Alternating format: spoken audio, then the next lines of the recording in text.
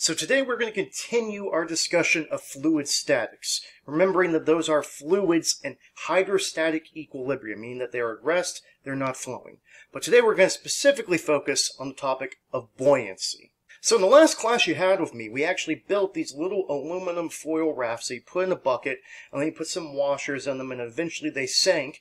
And I told you to look at a couple things. Right now, let's ignore the washers, and let's just focus on the raft. And keeping in mind that if it's floating on the surface, as long as it's in a pretty stationary position, we can say that the forces are balanced, that the net force would be zero because it's not accelerating. And if that's the case, well, what are the forces acting on it? Well, pulling it down will be its weight, the force due to gravity. But what exactly is pushing it up to counteract that force? Well, we know it must be some sort of force from the water. The water must be pushing it. It's the only thing in contact with it. But we specifically label this F with a little b because we call it the buoyant force. So what is this concept of buoyancy? Any object that's at least partially submerged in a fluid is subjected to an upward force called the buoyant force from that fluid. Now, a couple key things here. It has to be at least partially submerged. If it's completely submerged, it still has the buoyant force. And additionally, notice it is upward. The buoyant force is always going to point up. And that's pretty crucial. So just as a quick note, though, I want to add that all objects that are at least partially submerged experience a buoyant force, whether or not they are floating or if they have sunk. It does not matter. The buoyant force will always still be there as long as they are partially in the fluid. To help you think about this, consider if you've been to like a swimming pool, like we have this picture right here, and you've probably at some point in time either played or seen people play, I think what's usually called chicken, where basically you go down and someone goes on your shoulders and you hold up and you step up with them and someone else does it and you try your best to push them over in the pool. Well, the thing is, though, is I think you would agree with me that trying to bend down and have someone get on your shoulders and stand up if you're out on just hard ground, it's not an easy task. You have to put a lot of force up in that.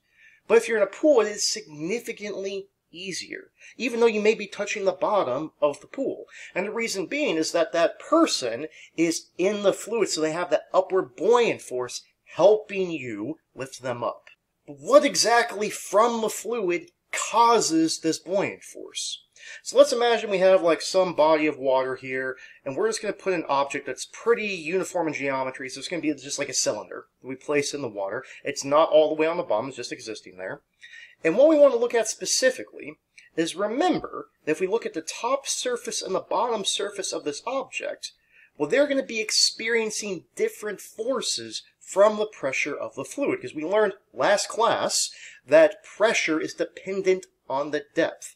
So we have at the top of the object some depth h1, and at the bottom of the object some depth h2. So the pressure here, there we go, the pressure here is going to be bigger than the pressure at 1. So the forces from this pressure are going to be larger at the bottom level than they are at the top level. And we can go ahead and look at this and see that, well, the pressure forces on the sides, well, those cancel out because you're just pressing in from every direction. So really the only differences we're going to see is with the top and bottom of the object. So the difference in pressure between these two surfaces, the top and bottom, that will generate a net force from the fluid, which is the buoyant force. Now let's try to mathematically analyze this a little bit. So we know that the buoyant force is going to be equal to the force of, well, we know the force down here is going to be bigger than the force up top. So the force of the pressure from the second level near the bottom minus the force of the pressure near the top. And we know that pressure is equal to force over area. So I'm going to multiply this across and get that the force is equal times the pressure times the area. Well, this is a pretty uniform object. The area is just going to be that cross-sectional area. It's a cylinder, so it'd be a circle. And we're going to multiply it at the bottom times the pressure here, and at the top times the pressure there. So we get P2A minus P1A, and we can go ahead and pull the A out because it's in both parts of the equation. Well, what is the equation we had for these pressures? Remember, pressure is rho GH, the density of the fluid times G times the depth or height of fluid above that point. So if I substitute in rho GH2 and rho GH1, because the fluid is the same, G is the same, the only thing different is the two depths. So I substitute that in, and I pull out the rho and the G, and I'm left with this part right here. Well, what is H2 minus H1? Well, that would just be the height of this object, because it's the difference between these 2 points. And a height times an area will give me a volume.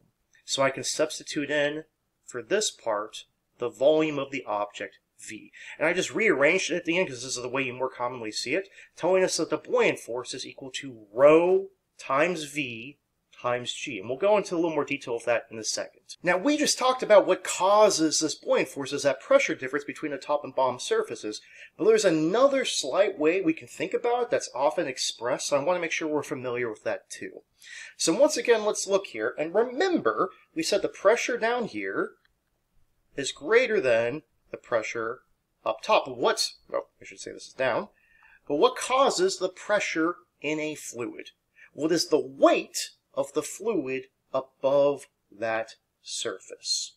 So, if I look at this here, like we said, it's above the surface. For P1, this is the fluid above the surface. It would just be this little column right here. For P2, well, you might be thinking, well, wait a second, the only fluid is here, this part at the very top. But remember, the pressure here is the same thing as the pressure here, is the same thing as the pressure here, because they're all at the same depth. So really, this position would have this whole column of fluid directly above it. So what is the difference in pressure between those two would just be this volume right here, the volume of the object. So a way to think about this is that to put that object there, to put it in the fluid, you had to move some of the fluid out of the way. Like, they're not occupying the same space at the same time. So when I put the object in, you push some of the fluid out of the way, and similarly, the fluid pushes right back. So we could say that this is really the volume of what we often call the displaced fluid. So displaced because it is the fluid pushed out of the way. So the difference in pressure that causes the buoyant force is really just the weight of that displaced fluid. Because remember, we say pressure from fluids is caused by the weight. So this displaced fluid here, this is the amount we had to push out of the way, and it is pushing back with its weight, trying to get back to this position. And that is what is causing this buoyant force. And how can we calculate this weight? Well, we would say that the force due to gravity of this fluid, this column of fluid here, would just be mass times g, mg. And remember, we learned last time that we could substitute in for the mass the density of the fluid times the volume of the fluid. And once again, we get rho v g. And this is the exact same equation. So that's two different ways to think about what exactly is causing this upward force. So here's the equation we have for buoyant force, which you measure like any other force in newtons. It is rho times v times g. Now g is easy. It is just the acceleration due to gravity, which we can just use 10 meters per second squared. We need to be extremely careful with the rho and the v here, because it's very easy to get these mixed up with different values. The rho is the density of the fluid, not the density of the object. It is the density of the fluid in kilograms meters cubed. And v is the submerged volume in meters cubed. So by submerged, we mean if the entire object is submerged, it's the entire volume. If only part of the object is submerged, we only care about the volume that is below the surface, not any of the rest. So this is the equation that we have for this, but something else I want to add to this from the second explanation is something known as Archimedes' principle. Now Archimedes was a Greek mathematician and scientist and philosopher, and we'll probably talk about him a little more down the line, but the idea that he had, or at least that's named for him, is that the buoyant force of an object is equal to the weight of the displaced fluid. So going back to what we just talked about, the weight of the fluid you pushed out of the way, that is the amount of buoyant force. That's what's pushing back. So the buoyant force is equal to the weight, Fg, of this displaced fluid, the fluid pushed out of the way.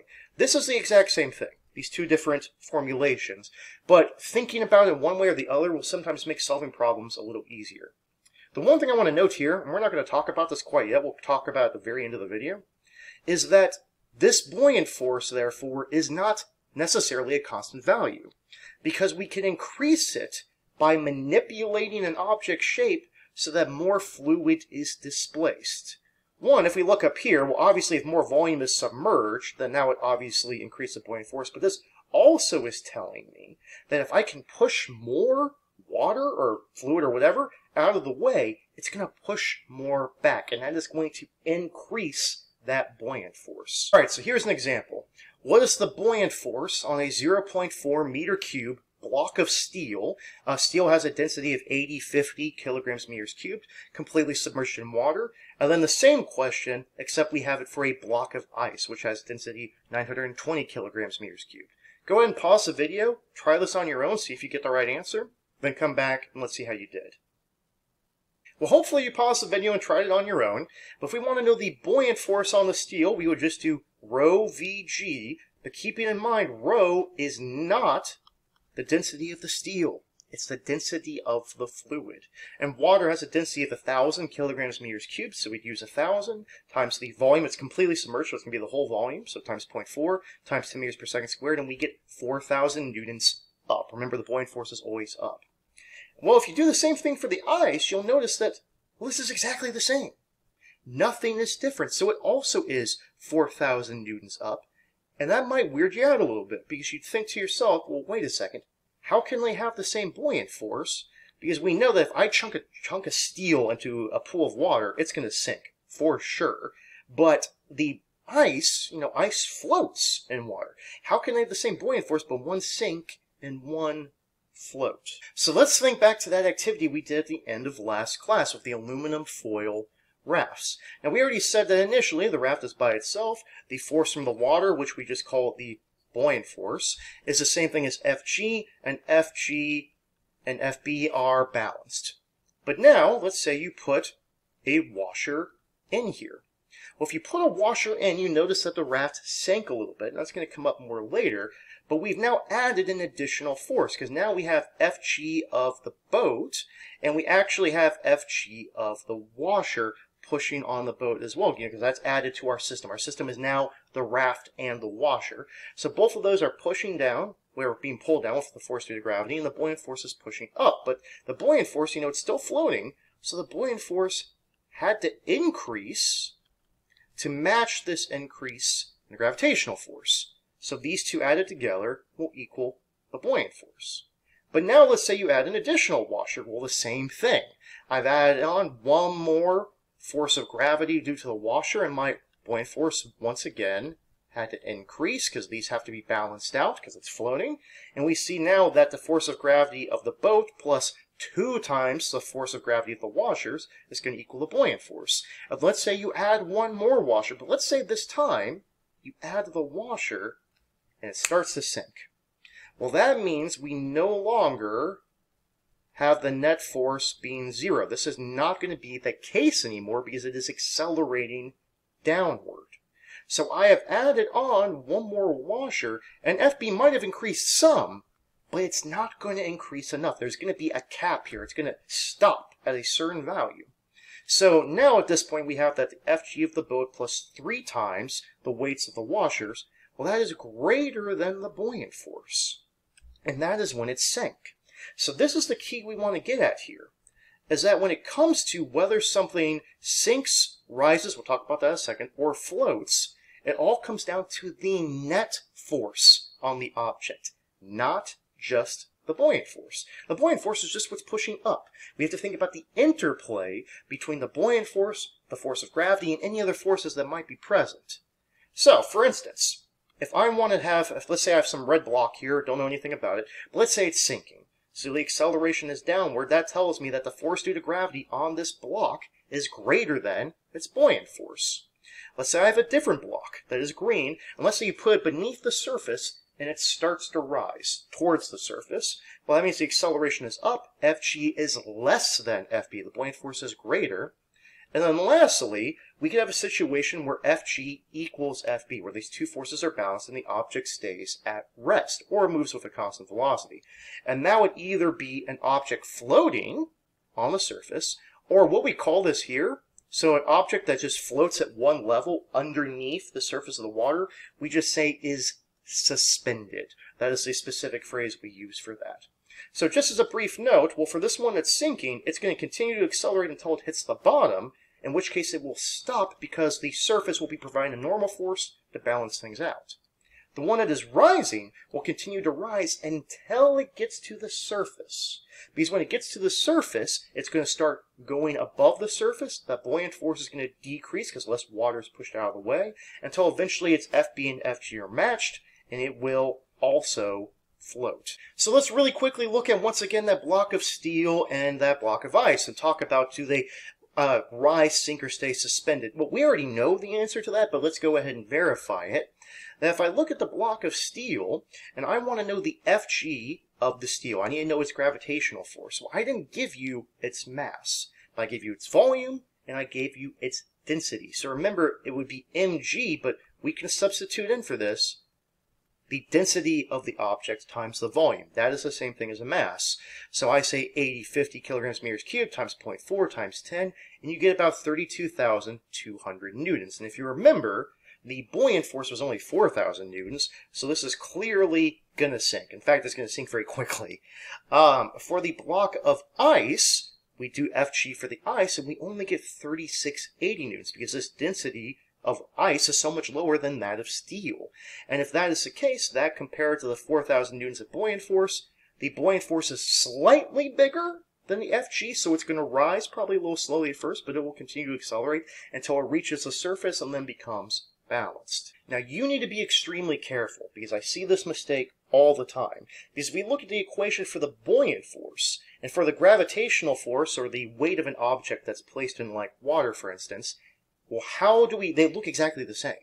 And that obviously can't be right. So why are they the same? That's because, okay, well, we know G is just G, 10 meters per second squared, but this rho and this V mean different things. For the buoyant force, remember, rho is rho of the fluid. You have to remember it's rho of the fluid. And the volume is only the submerged part of the object. Now, if it's completely under, it'll be the whole thing, but it might just be the submerged part.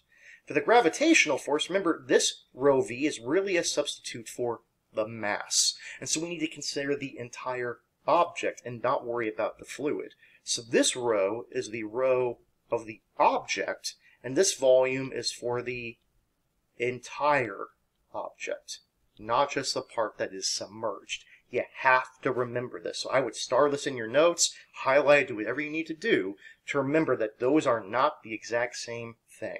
So this is the last thing I really want to talk about here, because let's look at something odd for a second. For a block of steel, which we know definitely sinks pretty quickly, which is nothing new. We know that because Fg is much greater than the buoyant force. It's going to sink. But remember that this does not have to stay in a block-like shape, because the buoyant force is equal to, according to Archimedes' principle, the amount of displaced fluid. So how can I push more water out of the way with the same block of steel? And this actually comes back to that activity you did making those little aluminum foil boats. You didn't leave your aluminum foil in a little block, you changed its shape. And when you change its shape, let's say I move it something like this. So this is like a cross section. And if I look at it, so it's a cross section here, kind of making a little U shape, we reshape the steel so that if you look, more of this water has been pushed out of the way. Now this whole chunk of water here has been pushed out of the way, rather than just this small chunk, or really the whole chunk, as the steel is going to sink. So more water has been pushed out of the way, which means the buoyant force is going to be greater and match the gravitational force, and it will in fact float. This is how a boat works. Boats are made of, for instance, some boats, like an ocean liner or a military ship, are made of steel. Steel sinks. How does it float? It has been reshaped so that it pushes more water out of the way. So what are our main takeaways for this lesson on buoyancy? Well, one, can we explain the cause of the buoyant force on an object? Remember, there's really two explanations. One being the difference in pressure between the two surfaces. One being from Archimedes' principle, from the weight of the displaced fluid. Can we calculate the buoyant force on an object? Remembering to keep rho and v the rho of the fluid, and the V submerged. Can we determine whether an object of uniform density will rise, sink, or float by comparing its Fg and its Fb? And can we explain how manipulating the shape of an object will affect the buoyant force it experiences? Because we can push more water out of the way, increasing the buoyant force because we have more displaced fluid. And additionally, we are lowering the overall density of the volume that is replacing that water.